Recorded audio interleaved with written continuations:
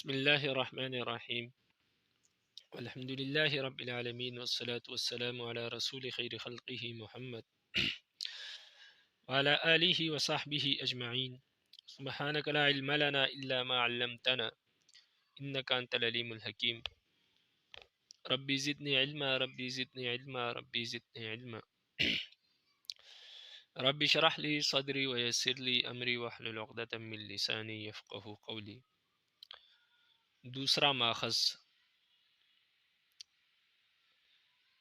تفسیر قرآن کا دوسرا ماخذ وہ احادیث نبویہ ہے، یعنی نبی علیہ السلام کی جو احادیث ہے وہ تفسیر کا دوسرا ماخذ ہے۔ یعنی نبی علیہ السلام نے اپنے اقوال اور اپنے افعال سے قرآن مجید کی تفسیر کی، اور آج بھی نبی علیہ السلام کی احادیث کی بنیاد پر ہم قرآن مجید کی تفسیر کرتے ہیں۔ یہ کوئی ایسی بات نہیں ہے جو ڈھکی چھپی ہے، ہر عام و خاص کو یہ بات معلوم ہے کہ جو احادیث ہے وہ قرآن مجید کی تشریح کا نام ہے۔ احادیث جو ہے یہ قرآن مجید کی تشریح کرتی ہے، تفسیر کرتی ہے۔ اسی لیے آپ نے تفسیر کی کتابوں میں دیکھا ہوگا کہ تقریباً ہر آیات کی تفسیر جو ہے وہ احادیث سے بیان کی جاتی ہے، خاص کر جو بڑی تفاسیر ہے جیسے تفسیر طبری ہے، تو اس میں اگر آپ ایک آیت کو اٹھائے تو کئی احادیث حضرت نے جمع کی ہے۔ اس میں جو سب سے پہلی تفسیر ہے جو مدون شکل میں وجود پذیر ہوئی، تو علامہ طبری نے ایک ایک آیت کے تحت کئی احادیث کا ذخیرہ جمع کیا ہے، اور اس طرح دیگر تفاسیر کو آپ دیکھیں تو ایک آیت کی تفسیر کئی احادیثوں سے واضح ہوتی ہے۔ تو اس سے معلوم ہوتا ہے کہ احادیث جو ہے یہ قرآن مجید کی تفسیر کا دوسرا نام ہے۔ اسی لیے حضرت عائشہ رضی اللہ تعالی عنہ نے فرمایا کہ نبی علیہ السلام کے جو اخلاق ہیں یعنی وہ قرآن مجید ہے۔ ایک وہ قرآن ہے جو مصحف میں موجود ہے کتابی شکل میں، اور دوسرا قرآن نبی علیہ السلام کی ذات ہے جو اپنے اعمال سے، اپنے اقوال سے اس کی تفسیر کرتے ہیں۔ علماء نے اس حدیث کا یہ مطلب بیان کیا ہے۔ تو یہ اتنی واضح بات ہے کہ خود قرآن مجید نے کئی مقامات پر اس کا ذکر کیا کہ نبی علیہ السلام کی زندگی کا مقصد ہی یہی ہے کہ وہ قرآن مجید کی تفسیر کریں، تشریح کریں۔ تو سورہ نحل آیت نمبر 44 میں رب العالمین فرماتے ہیں وَأَنزَلْنَا إِلَيْكَ الذِّكْرَ لِتُبَيِّنَ لِلنَّاسِ مَا نُزِّلَ إِلَيْهِمْ، اے پیغمبر ہم نے آپ پر یہ قرآن اس لیے نازل کیا تاکہ تم لوگوں کے سامنے ان باتوں کی وضاحت کرو جو ان کے لیے اتاری گئی ہے، یعنی یہ جو قرآن ان کے لیے اتارا گیا ہے تاکہ آپ اس کی تشریح کریں، اس کی تفسیر کریں لوگوں کے سامنے۔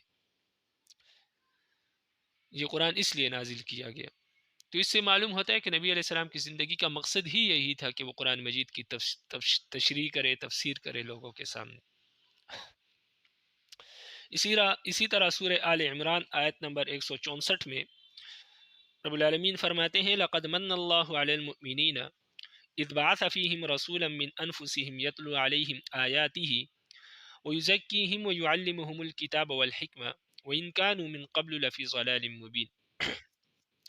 حقیقت یہ ہے کہ اللہ نے مومنوں پر بڑا احسان کیا کہ ان کے درمیان انہی میں سے ایک رسول بھیجا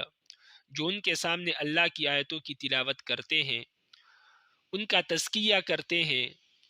اور انہیں کتاب اور حکمت کی تعلیم دیتے ہیں، اور یہ لوگ یقیناً پہلے گمراہ تھے۔ یہ ان مخففہ من المثقلہ ہے، ان شرطیہ نہیں ہے۔ تو یقیناً یہ لوگ پہلے کھلی گمراہی میں تھے۔ تو اس آیت میں آپ غور کریں تو نبی علیہ السلام کی زندگی کا مقصد ہی یہی ہے کہ قرآن مجید کی تلاوت کی جائے لوگوں کے سامنے، لوگوں کو الفاظ سکھائے جائے کہ قرآن مجید کیسے پڑھنا ہے، اور ان کی دل کی صفائی کرے، اور اس کے بعد ان کو کتاب سکھائے، یعنی تفسیر، قرآن مجید کی تفسیر اور تشریح ان کو بتائے، اور حکمت یعنی احادیث بھی ان کو بتائے، یعنی اپنے اقوال سے، اپنے افعال سے قرآن مجید کی تشریح کرے۔ تو اس سے بھی معلوم ہوا کہ نبی علیہ السلام کی جو زندگی ہے، ان کے جو اقوال ہے، جو افعال ہے، وہ قرآن مجید کی تفسیر کرتے ہیں، تشریح کرتے ہیں۔ قرآن مجید نے خود اس کا ذکر کیا کہ نبی علیہ السلام کے اقوال اور افعال یہ قرآن مجید کی تشریح کا نام ہے۔ اسی طرح سورہ نساء آیت نمبر 105 میں رب العالمین فرماتے ہیں انا انزلنا الیک الکتاب بالحق لتحکم بین الناس بما اراک اللہ، بے شک ہم نے حق پر مشتمل کتاب تم پر اس لیے اتاری ہے تاکہ تم لوگوں کے درمیان اس طریقے کے مطابق فیصلہ کرو جو اللہ نے تم کو سمجھا دیا ہے۔ یعنی قرآن اتارا اور اللہ نے سمجھایا ہے نبی علیہ السلام کو، نبی علیہ السلام پھر آگے مخلوق کو، لوگوں کو سمجھاتے ہیں۔ تو اس آیت کا بھی مطلب یہ ہے کہ قرآن مجید کی صحیح سمجھ سب سے پہلے نبی علیہ السلام کو ہے، اس لیے نبی علیہ السلام نے جو قرآن مجید کی تشریح اور تفسیر کی ہے وہ سب سے مقدم ہے۔ ایک تو ہے تفسیر القرآن بالقرآن، قرآن مجید خود قرآن مجید کے کسی آیت کی تفسیر کرے جو پیچھے گزر چکا، تو چونکہ رب العالمین کا کلام ہے، رب العالمین سے زیادہ بہتر طریقے سے اس کی تفسیر کوئی نہیں جانتا، اس لیے سب سے پہلا درجہ تفسیر القرآن بالقرآن کا ہے۔ جب قرآن مجید خود کسی آیت کی تفسیر کرتا ہے، کسی لفظ کی تشریح کرتا ہے دوسرے مقام پر، تو وہ تفسیر، وہ تشریح سب سے زیادہ معتبر ہے۔ دوسرے نمبر پر نبی علیہ السلام جو احادیث میں کسی آیت کی تفسیر کرتے ہیں تو وہ زیادہ معتبر ہے، اس لیے کہ نبی علیہ السلام کو اتارا ہی اس لیے ہے، رب العالمین نے نہ مبعوث ہی اس لیے کیا تاکہ لوگوں کو قرآن مجید کی تشریح سمجھائے، تفسیر سمجھائے، اور اللہ تعالیٰ نے خود نبی علیہ السلام کو یہ تشریح اور تفسیر بتا دی ہے، تو اس لیے ان سے بہتر کوئی بھی قرآن مجید کو نہیں سمجھ سکتا جس کو اللہ تعالیٰ نے خود سمجھا دیا ہو۔ اس لیے سب سے اول درجہ تفسیر القرآن بالقرآن کا ہے اور دوسرا درجہ تفسیر القرآن بالاحادیث ہے، تو اس لیے اس کو دوسرا ماخذ کہا کہ دوسرا ماخذ احادیث نبویہ ہے۔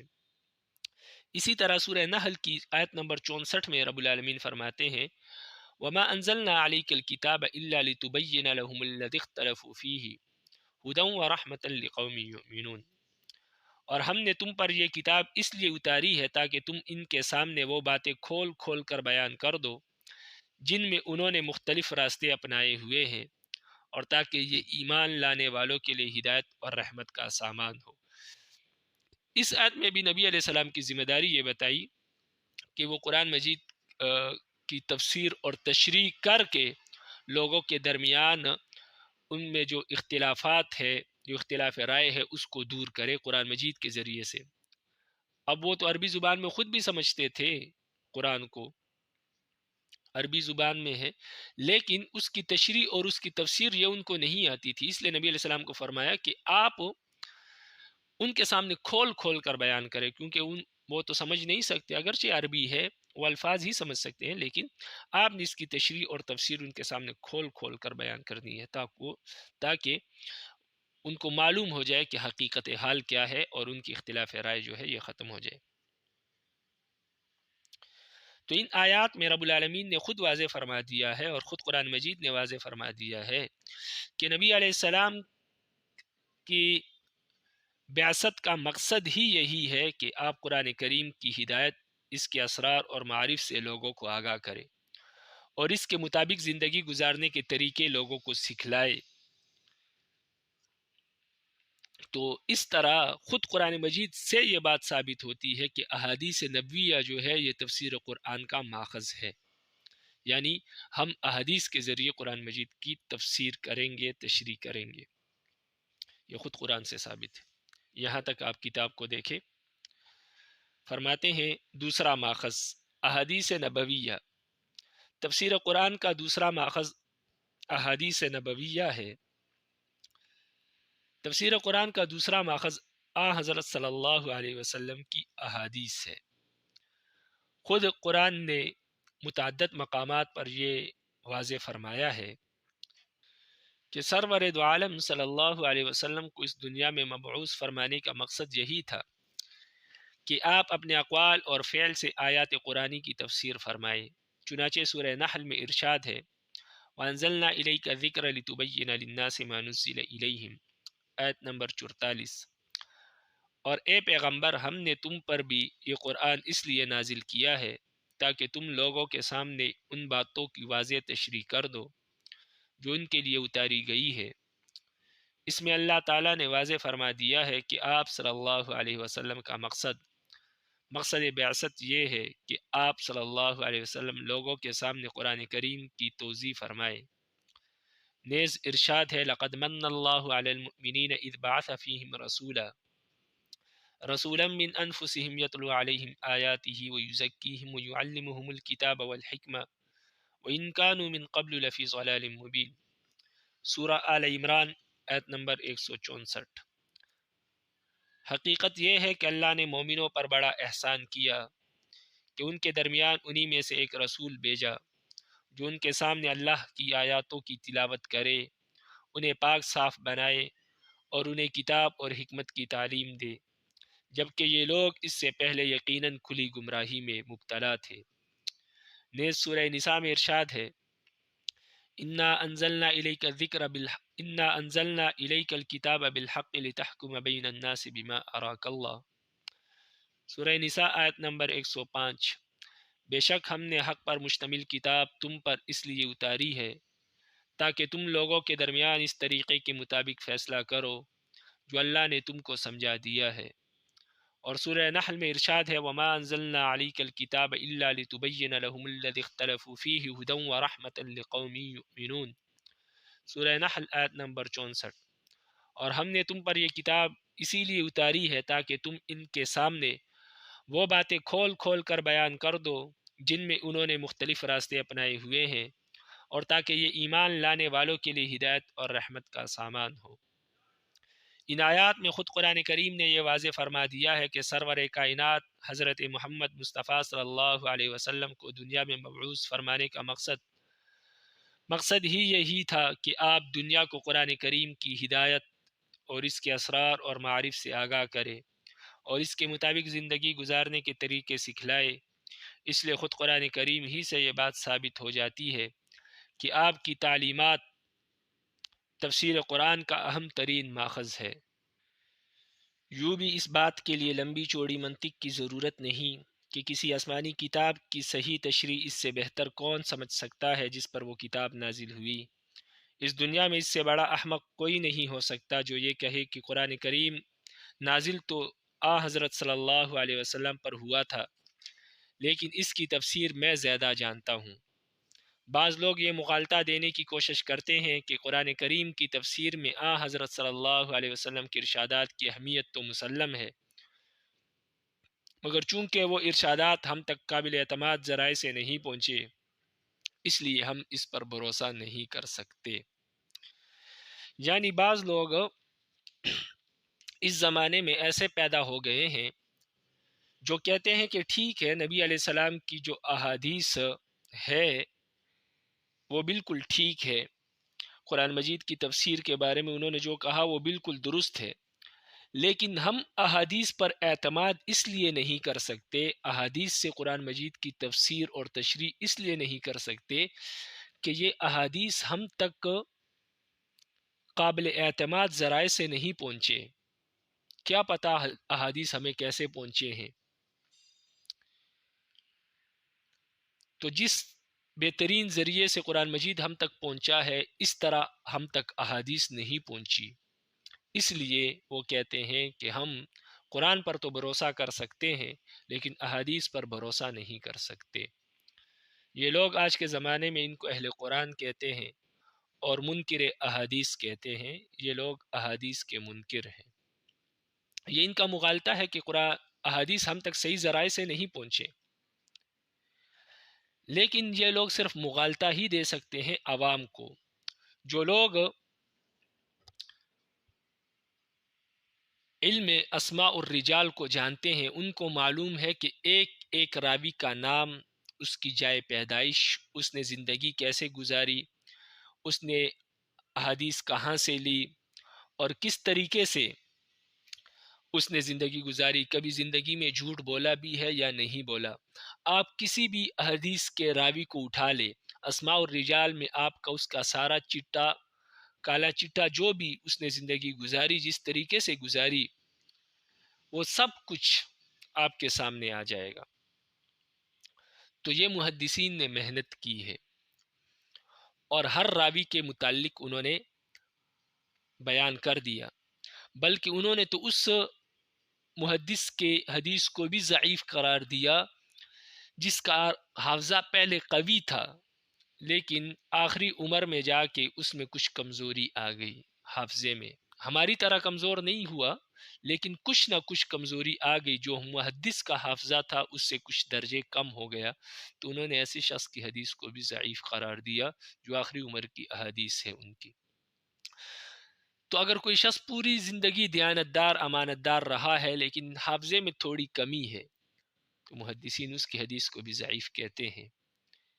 حدیث میں کوئی مسئلہ نہیں ہوتا، اس راوی کی وجہ سے کہتے ہیں۔ تو محدثین نے اتنا اہتمام کیا، ہر ایک راوی، کوئی راوی ایسا نہیں ہے جس کا ذکر آپ کو اسماء الرجال کے علم میں نہیں ملے گا کہ یہ کون تھا، والد کا نام کیا تھا، پیدا کہاں ہوا اور کیسے زندگی گزاری۔ اور جس محدث کا نہیں ملتا، جس راوی کا ذکر نہیں ملتا، اس کو مستور الحال کہتے ہیں۔ محدثین اس کی حدیث کو نہیں لیتے، اس کی حدیث کو ضعیف قرار دیتے ہیں، قابل قبول نہیں ہوتی اس کی حدیث۔ تو اب اتنے تکلفات کے باوجود بھی اگر کوئی شخص کہے کہ احادیث ہم تک صحیح ذرائع سے نہیں پہنچی، تو یہ اس کے عقل کا دھوکہ ہے، اپنے آپ کو فریب میں ڈالا ہے، جان بوجھ کر عوام کو گمراہ کر رہا ہے۔ حالانکہ اسماء الرجال کا جو علم ہے، یہ امت مسلمہ کا ایسا کارنامہ ہے جس کی نظیر دیگر اقوام قیامت کی صبح تک پیش نہیں کر سکتی، کہ ایک ایک راوی کے بارے میں سب کچھ جمع کرنا، اس کی زندگی کے متعلق، کبھی زندگی میں جھوٹ بولا ہے یا نہیں بولا، زندگی کیسے گزاری، عادل تھا، فاسق تھا، کون تھا، قبیلہ کیا تھا، دادا کون تھا، والد کون تھا، سب کچھ ایک لاکھوں احادیث ہے۔ اور راوی تو پھر اس کے حساب سے ایک حدیث میں 10 12 راوی بھی ہوتے ہیں بعض اوقات۔ تو اتنے راویوں کا انہوں نے تمام جو ان کا ڈیٹا تھا سب کچھ جمع کیا، یہ اس لیے تاکہ لوگ یہ اعتراض نہ کر سکے یہ حدیث ہم تک قابل اعتبار ذرائع سے نہیں پہنچی، ہم اس پر بھروسہ نہیں کر سکتے۔ تو اسماء الرجال کے علم جو جانتا ہے وہ شخص ایسی بات نہیں کر سکتا۔ باقی یہ لوگ بھی اسماء الرجال کے علم کو جانتے ہیں جو یہ دعویٰ کرتے ہیں، لیکن عوام کو دھوکہ دیتے ہیں، ان کو گمراہ کرنے کی کوشش کرتے ہیں۔ یہ قیامت کی نشانیوں میں سے ایک نشانی ہے۔ باقی یہ تو ایک تفصیلی جواب ہے، مختصر طور پر ان سے یہ بھی انسان کہہ سکتا ہے کہ ہمیں کیسے معلوم ہوا کہ یہ اللہ کا کلام ہے، یہ قرآن مجید ہے؟ یہ بھی ہمیں احادیث نے ہی بتایا ہے۔ اگر ہم احادیث کو پر اعتماد نہیں کر سکتے، بھروسہ نہیں کر سکتے، تو پھر ہمارے ہاتھ سے قرآن بھی چلا جائے گا، اس لیے کہ قرآن ہمیں آ کر جبریل نے نہیں بتایا کہ یہ اللہ کا کلام ہے، یہ قرآن ہے، وہ بھی ہمیں احادیث نے بتایا ہے کہ یہ کلام ہے، یہ اللہ کا قرآن ہے۔ جب ہم حدیث کو نہیں مانتے تو قرآن جو حدیث سے ثابت ہے تو ہم ان کو کیسے مان سکتے؟ تو قرآن خود احادیث سے ثابت ہے۔ جب کوئی شخص احادیث کو نہیں مان سکتا تو وہ قرآن کو بھی نہیں مان سکتا۔ تو اس لیے یہ لوگوں کو دھوکہ دیتے ہیں۔ بعض اوقات یہ لوگ یہ بھی کہتے ہیں، اس سے پہلے جو پیچھے ہم نے آیات ذکر کی کہ اللہ تعالیٰ نے نبی علیہ السلام کی ذمہ داری لگائی تھی کہ وہ پورے مخلوق تک اس کی قرآن کی تفسیر اور تشریح پہنچائے، یہ اللہ کے نبی کی ذمہ داری تھی، اور اللہ کے نبی نے یہ تشریح اپنی احادیث کے ذریعے سے مخلوق کو بتائی۔ اب اگر کوئی شخص یہ کہتا ہے کہ احادیث قابل اعتبار نہیں ہے، تو آیا اس کا مطلب یہ ہے کہ اللہ تعالیٰ نے نبی علیہ السلام کی جو ذمہ داری لگائی تھی کہ وہ تشریح بیان کرے، تو چونکہ قرآن مجید تو قیامت کی صبح تک قائم رہے گا، تو تشریح بھی ایسی ہونی چاہیے جو قیامت کی صبح تک قائم رہے؟ لیکن اگر کوئی شخص کہتا ہے کہ نہیں، یہ تشریح قابل اعتبار نہیں ہے، احادیث قابل اعتبار نہیں ہے، تو اس کا مطلب یہ ہے کہ اللہ نے قرآن کریم کو تو قیامت تک باقی رکھا، لیکن اس کی تشریح کو قیامت تک باقی رکھنے کا کوئی انتظام نہیں فرمایا، اور اب ہم خود قرآن مجید کی تفسیر کریں گے، حالانکہ ہم کر نہیں سکتے، ہمارے بس میں نہیں ہے، ہم اس کو سمجھ نہیں سکتے اپنے ذہن سے، جب عرب کے وہ ماہر لوگ جو کہ صحابہ تھے دن رات وحی کے نزول کو دیکھتے تھے، نبی علیہ السلام کی صحبت اختیار کی تھی، وحی کے نازل ہونے کا مشاہدہ کرتے تھے، جب وہ لوگ قرآن مجید کو خود نہیں سمجھ پائے، قرآن مجید کے نازل ہونے کے مشاہدات کے اور معجزات ان کے سامنے ہوتے تھے، نبی علیہ السلام کی صحبت میں رہنے کے باوجود اگر وہ نہیں سمجھ پائے، وہ خود تشریح نہیں کر سکے، ان کے لیے اللہ نے اللہ کے نبی کو بھیجا تشریح کرنے کے لیے، تو پھر ہم لوگ کیسے سمجھ سکتے ہیں قرآن مجید کو اپنے ذہن سے؟ یہ تو ایسی بات ہو گئی کہ اللہ تعالیٰ نے قرآن مجید میں فرمایا لا یکلف اللہ نفسا الا وسعها، کہ اللہ تعالیٰ کسی شخص کو اس کی وسعت سے زیادہ ذمہ داری نہیں عطا فرماتے. یہ تو قرآن کی آیت ہے. اگر ہم اس کو مان لیں کہ احادیث قابل اعتبار نہیں ہے تو اس کا مطلب یہ ہے کہ اللہ نے ہمیں قرآن مجید کی تفسیر اور تشریح کرنے کی ایسی ذمہ داری دے دی ہے جو ہمارے بس میں نہیں ہے، ہم کر نہیں سکتے، ہماری طاقت سے باہر ہے. چونکہ جب صحابہ نہیں کر سکے خود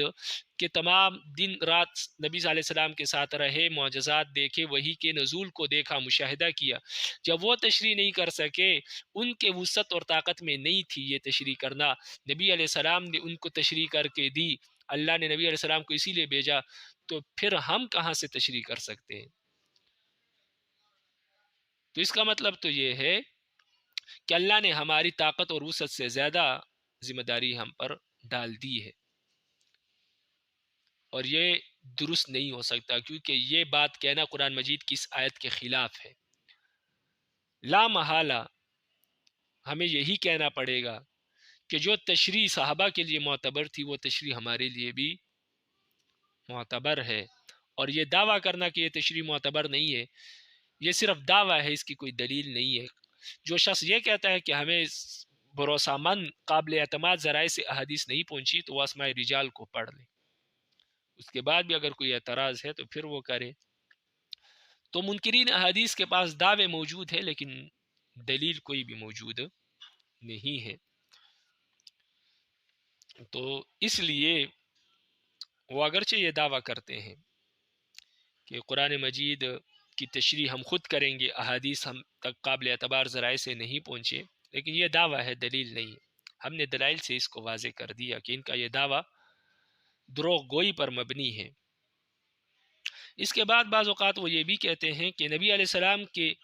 قرآن کے معلم تھے، لیکن نبی علیہ السلام نے جو تشریح کی یہ اس دور کے مطابق تو درست تھی، اس وقت یہ لاگو ہو سکتی تھی، لیکن ہمارے دور میں، ہم ترقی یافتہ دور میں ہیں تو ہمارے دور میں یہ تشریح لاگو نہیں ہو سکتی. یہ بالکل ان لوگوں کا خیال ہے جو مادر پدر آزاد ہے اور شریعت سے دور ہے. نبی علیہ السلام کا ہر حکم، ہر تشریح قیامت کی صبح کے لیے نور ہی نور اور ہدایت ہی ہدایت ہے. یہ تو آج کل کی سائنس بھی مانتی ہے. انہوں نے جس حدیث پر، جس سنت پر انہوں نے تحقیق کی، اس میں زمانے کے لیے بہتری ہی انہوں نے پائی، اور اتنے منافع اس سے نکلے کہ انسان سوچ نہیں سکتا. صرف کھانا کھانے سے پہلے ہاتھ دھونے کا، کھانا کھانے کے بعد کلی کرنے کا، صبح جلدی اٹھنے کا، رات کو جلدی سونے کے، اس طرح چھوٹی چھوٹی سنتوں کے جو انہوں نے جب تحقیق کی اور اس سے جو منافع انسان کو حاصل ہوتے ہیں، جو فائدے حاصل ہوتے ہیں، اس کو دیکھ کر انسانی عقل دنگ رہ جاتی ہے. پھر کھانے کے بعد ہاتھوں کو خشک کرنا ہے، کھانے سے پہلے نہیں کرنا. اس طرح کی چھوٹی موٹی سنتوں سے یہ معلوم ہوتا ہے کہ نبی علیہ السلام کی ہر سنت میں بہت سارے فائدے، بہت سارے منافع ہیں. جو لوگ یہ کہتے ہیں کہ نبی علیہ السلام کی تشریح یا ان کے سنتیں، ان کے افعال، ان کے اقوال اس دور کے لیے تو کارآمد تھے، آج کے دور میں، ہم ترقی یافتہ دور میں اس پر عمل نہیں کر سکتے، آج وہ ہمارے لیے ترقی کا زینہ نہیں بن سکتے، تو یہ میرے خیال میں ان لوگوں کی بات ہے جو بالکل شریعت سے دور ہے، اور غیر مسلموں کی بات ہے، یہ یہود و نصارہ کی بات ہے. کوئی مسلمان یہ بات نہیں کہہ سکتا، اس لیے کہ نبی علیہ السلام کی ہر سنت، ہر قول اور فعل ایک مسلمان کے لیے قیامت کی صبح تک ہدایت ہے، رہنمائی ہے. یہی قرآن اور حدیث نے ہمیں درس دیا ہے. اور اگر کی سائنسی حوالے سے بھی دیکھا جائے تب بھی آج کل کے جو نبی علیہ السلام کی سنتوں پر تحقیق ہو رہی ہے تو معلوم ہو رہا ہے کہ آج کے دور میں بھی جو یہود و نصارہ کے طریقے ہیں ان میں تو نقصانات ہے، لیکن نبی علیہ السلام کی سنتوں میں 100% منافع اور فائدے ہیں۔ حالانکہ ابھی مکمل تحقیق نہیں ہوئی، لیکن اس کے باوجود بھی جتنی بھی ہوئی ہے اس میں فائدے اور منافع ہی مخلوق کے لیے رونما ہو رہے ہیں اور ترقی کے راستے ہی رونما ہو رہے ہیں۔ اس لیے دنیا جو ہے اسلام کی طرف آ رہی ہے۔ بڑے سے بڑا سائنٹسٹ جو ہے وہ تحقیق کے بعد مسلمان ہو رہا ہے، اسلام کی طرف آ رہا ہے۔ اگر مسلمان نہیں بھی ہو رہا تو اسلام کے لیے نرم گوشہ پیدا ہو رہا ہے۔ تو یہ صرف اسی لیے ہے کہ نبی علیہ السلام کی جو طریقے ہیں ان کو معلوم ہے کہ آج کے دور میں بھی کارآمد ہے، ہماری طریقوں سے زیادہ ہے۔ تو آج کل کے ہمارے جو اپنے آپ کو مسلمان کہلاتے ہیں، منکرین حدیث ہے، وہ یہ دعویٰ کرتے ہیں کہ نبی علیہ السلام کی سنتیں اور احادیث اس دور کے لیے کارآمد تھی، ہمارے لیے یہ کارآمد نہیں ہے، ہم اس کے ذریعے سے قرآن کی تشریح نہیں کر سکتے۔ یہ ان غیر مسلموں سے بھی گئے گزرے ہیں جو غیر مسلم ہو کر نبی علیہ السلام کی سنتوں پر عمل کرتے ہیں اور ہماری تشریح اور ہمارے قرآن پر عمل کرتے ہیں، کیونکہ ان کو معلوم ہے کہ اسی میں کامیابی اور کامرانی کا راز موجود ہے۔ لیکن یہ لوگ دعویٰ کرتے ہیں کہ نہیں، اس میں کامیابی اور کامرانی کا راز موجود نہیں ہے، بلکہ ہم اپنی عقل سے تشریح کریں گے اور زمانے کے تقاضوں کو دیکھ کر یہود و نصارہ کی کتابوں سے تشریح کریں گے۔ تو یہ بات جو ہے بالکل عقل کے بھی خلاف ہے، شریعت کے بھی خلاف ہے۔ بات لمبی ہو گئی، ابھی آپ کتاب کو دیکھیں۔ فرماتے ہیں بعض لوگ یہ مغالطہ دینے کی کوشش کرتے ہیں کہ قرآن کریم کی تفسیر میں حضرت صلی اللہ علیہ وسلم کی ارشادات کی اہمیت تو مسلم ہے، مگر چونکہ وہ ارشادات ہم تک قابل اعتماد ذرائع سے نہیں پہنچے اس لیے ہم ان پر بھروسہ نہیں کر سکتے۔ لیکن اس مغالطے کا مطلب یہ ہے کہ اللہ تعالیٰ نے ایک طرف تو حضرت صلی اللہ علیہ وسلم کو قرآن کریم کا معلم بنا کر بھیجا اور بار بار یہ واضح فرمایا کہ آپ صلی اللہ علیہ وسلم کو کتاب اللہ کی تشریح اور توضیح کے لیے بھیجا جا رہا ہے، اس لیے قیامت تک تمام مسلمانوں کا فرض ہے کہ آپ کی تعلیمات کی پیروی کرے۔ اور دوسری طرف آپ صلی اللہ علیہ وسلم کی تعلیمات اور تشریحات کو قیامت تک باقی رکھنے کا کوئی محفوظ انتظام نہیں فرمایا۔ کیا یہ بات کوئی ایسا شخص کہہ سکتا ہے جو اللہ تعالیٰ کی حکمت بالغہ اور قدرت کاملہ پر ایمان رکھتا ہو اور جس نے قرآن کریم میں یہ آیت پڑھی ہو کہ لا یکلف اللہ نفسا الا وسعها، اللہ کسی بھی شخص کو اس کی وسعت سے زیادہ ذمہ داری نہیں سونپتا۔ بعض لوگ یہاں تک کہہ دیتے ہیں کہ حضرت صلی اللہ علیہ وسلم اپنے زمانے کے لیے تو معلم قرآن تھے، لیکن ہمارے زمانے میں معاذ اللہ آپ صلی اللہ علیہ وسلم کی تعلیمات کی ضرورت نہیں رہی۔ لیکن اس بے تکی بات کا مطلب اس کے سوا اور کیا ہے کہ وہ صحابہ اکرام جن کی مادری زبان عربی تھی، جو اس کے ایک ایک لفظ کا لغوی اور محاوراتی مفہوم جانتے تھے، جو نزول قرآن کے پورے ماحول سے نہ صرف باخبر تھے بلکہ اس سے عملاً گزر رہے تھے، اور جو ایک ایک آیت کے پورے پس منظر کو اپنی آنکھوں سے دیکھ رہے تھے، انہیں تو کسی پیغمبر کی تعلیم کے بغیر قرآن سمجھ میں نہیں آ سکتا تھا، اور ان کے مقابلے میں اس زمانے کے لوگ جن کی نہ مادری زبان عربی ہے، نہ نزول قرآن کا ماحول سامنے ہے اور نہ اس کے پس منظر سے آگاہ ہے، ان کو قرآن کریم کی تفسیر جاننے کے لیے کسی پیغمبر کی رہنمائی کی ضرورت نہیں۔ اگر ذہن میں عقل و خرد اور دل میں عدل و انصاف کی ادنا رمق بھی باقی ہو تو اس بے سر و پا بات کو کون باور کر سکتا ہے؟ یہ ایک بڑا مفصل موضوع ہے کہ حضرت صلی اللہ علیہ وسلم کی تعلیمات جن ذرائع سے ہم تک پہنچی ہے وہ کتنے قابل اعتماد ہے۔ اس موضوع کی تحقیق کے لیے علم حدیث اور اسماء الرجال کے پورے کتب خانے موجود ہیں، اور اپنی نفسانی خواہشات کے لیے زبردستی شرعی جواز ڈھونڈنے کی بات تو الگ ہے، لیکن اگر سچے دل سے ان علوم کا مطالعہ کیا جائے تو انسان اس نتیجے پر پہنچے بغیر نہیں رہ سکتا کہ اللہ تعالیٰ نے حضرت صلی اللہ علیہ وسلم کی تعلیمات کو یوں ہی رہتی دنیا تک واجب الاتباع قرار نہیں دیا، بلکہ ان کی حفاظت کے انتظام فرمایا کہ اس کی تفصیلات دیکھ کر عقل انسانی دنگ رہ جاتی ہے۔ حدیث کے دوسرے شاخ در شاخ علوم کو چھوڑ کر صرف ایک اسماء و رجال کے علم ہی کو دیکھ لیجئے تو وہ اس امت کا ایسا قابل فخر اور محیر العقول کارنامہ ہے جس کی نظیر دنیا کی کوئی قوم پیش نہیں کر سکتی۔ حضرت صلی اللہ علیہ وسلم سے لے کر ہمارے زمانے تک کسی شخص نے کوئی حدیث کہی یا بیان کی، اس علم کی کتابوں میں اس کا پورا کچا چٹھا وضاحت کے ساتھ موجود ہے کہ وہ کہاں پیدا ہوا، کس کس سے احادیث کا علم حاصل کیا، کن کن راویوں سے اس کی ملاقات ہوئی، اس کا عام کردار کیسا تھا، قوت حافظہ کس درجے کی تھی، روایت بیان کرتے ہوئے احتیاط کو کس حد تک مد نظر رکھتا تھا، اس کے ہمسر اور بعد کے علماء نے اس کے بارے میں کیا رائے ظاہر کی ہے۔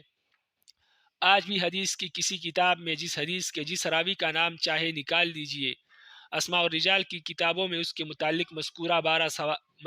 بالا سوالات کے جوابات مل جائیں گے۔ یا حدیث کی حفاظت کے موضوع پر کوئی مفصل بحث پیش نظر نہیں، اس کے لیے تدوین حدیث پر لکھی ہوئی بہت سی مبسوط کتابیں موجود ہیں، لیکن یہاں صرف اتنا اشارہ کرنا مقصود تھا کہ قرآن کریم کی تفسیر کے معاملے میں حضرت صلی اللہ علیہ وسلم کی احادیث سے انکار اور اعراض ایک ایسا طرز عمل ہے جس پر قرآن کریم، عقل عام اور واقعات تاریخ کسی بھی اعتبار سے غور کیجیے، نتیجہ ہمیشہ یہی نکلے گا کہ اس کی بنیاد میں معقولیت کا کوئی چھینٹا بھی نہیں پڑا، یعنی یہ کوئی معقول بات نہیں ہے۔ البتہ یہ درست ہے کہ احادیث کے موجودہ ذخیرے میں صحیح و سقیم ہر طرح کی روایات ملتی ہے، لہٰذا جو روایات جہاں مل جائے اسے پڑھ کر کوئی فیصلہ کر لینا درست نہیں، بلکہ اصول حدیث کے مطابق اسے اچھی طرح سے جانچنے کی ضرورت ہے